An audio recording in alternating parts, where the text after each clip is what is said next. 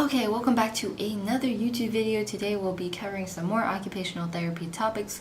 I've been getting a lot of questions as to how I got accepted into OT school, and I think that is a very good question. I was biochemistry in my undergrad for a very long time. I was pre-med, and I decided not to do pre-med, and then I shadowed someone who was an OT, and I absolutely loved it. It was home health pediatrics. And then I decided, okay, this is where I'm going. Okay, so at that time, this is my junior year of undergrad, and I need a lot of extra classes. So I did a lot of research on which schools I could get into. I can still graduate in 4 years and do all these prereqs at the same time. So I found UTMB, Texas Tech, Texas Women's University, and there was one more, but I didn't apply because I didn't make that deadline in time. So I applied to 3 schools. Yeah, only 3, I know.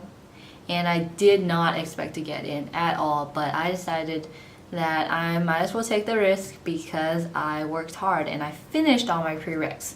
I mean, I didn't have a ton of observation hours, and I knew that. I only had 40. We'll talk about that later. I knew that I wasn't going to be a top contender.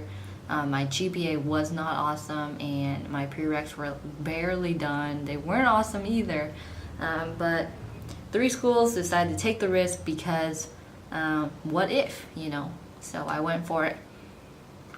Okay, so my prereqs, I did a lot of them. I took summer classes every summer, and I almost passed the hour limit that I need, like the hour limit that you get for undergrad for 4 years. I almost passed that. I was very close. I almost was charged out-of-state tuition, but I wasn't, thank goodness. Anyways, my GPA was about 3.6 something. It was around that area. I know my last semester I had a C. I had a lot of B's that semester, and biochemistry was just very hard at that point for me. My prereqs were going really well, but the biochemistry part of my degree really just took me down, especially physical chemistry. Those worst classes ever. Absolutely hate them. Will not ever. I would never want to take them ever again. And yeah, so GPA was 3.6 something. Not awesome. A lot of people in my cohort, they had 4.0s. Andy, come on. They have 4.0s or 3.9, something. They have like only 1 B in their entire undergraduate career. So very high GPAs, very competitive. And my statement of purpose, or my personal statement, I wrote a lot about, I was really into powerlifting at the time. So I wrote about how you take small steps in powerlifting, you improve a little bit at a time, and I related that to occupational therapy and about how the little changes in your life or in your fitness workout or whatever, just you need to start doing something to change. And I related that to occupational therapy, how something small, little changes can improve your life later on. And I talked about just occupational in general, what's meaningful and spiritual, and I talked about what was meaningful to me as well. I talked about my experiences as a teaching assistant. I was a teaching assistant for Anatomy 2 one semester, and I talked about my work at the university gym. I talked about my work at the University Student Success Center, and I related all of that to how I'm a fit candidate to be an occupational therapist, and I guess I got it. So rec letters. I had one from a faculty member. She taught me, what did she teach me?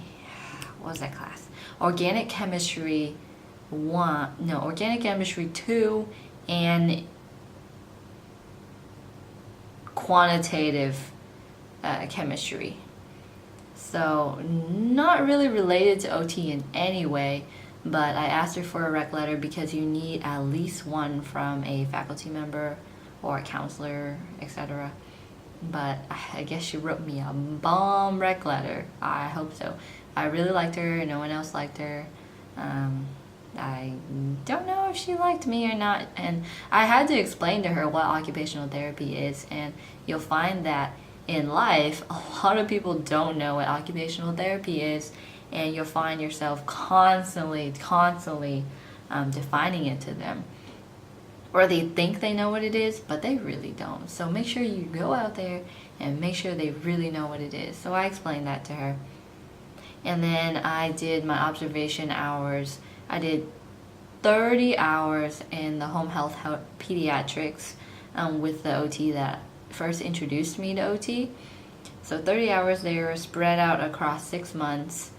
And then I did 20 hours. No, I did 40? I think I did 40 hours at an outpatient pediatric clinic. And we did a lot of sensory, handwriting, stuff like that. So altogether I had around 70 hours. A lot of people I know have over 100, over 400, over 1,000. It's crazy. But I did it. And so to TWU, I only got to submit my first 30 hours. I did the 40 hours, but I never got the chance to go to the clinic, pick up my hours form or that rec letter and turn it in. So I had one faculty rec letter and one OT rec letter from the home health OT that I shadowed. So those are 2 rec letters that I got, and I left the other things in the dust. So the one mistake, I shouldn't have done that. Should have kept that because that would have made me better. What else? We didn't get to interview. So apparently TW doesn't do interviews, but they brought that back, so they have interviews now. So dodged a bullet there, or maybe I didn't. I don't know. I got accepted. That's okay. I got on the waiting list for UTMB, but I never got an interview there. And then Texas Tech, just nope, not good enough for them, and that's okay. So I ended up on the waiting list for one of the campuses at TW, and that was pretty much the end of it. I was like, okay, I'm on the waiting list, it's over. So I needed a backup, so I applied to a master's in healthcare management at UT Dallas, and I got accepted, and I was on my way, to go there, and I was all ready. And then someone emailed me saying if I wanted to be on the wait list of one of the other campuses instead. And I was like, yeah, of course.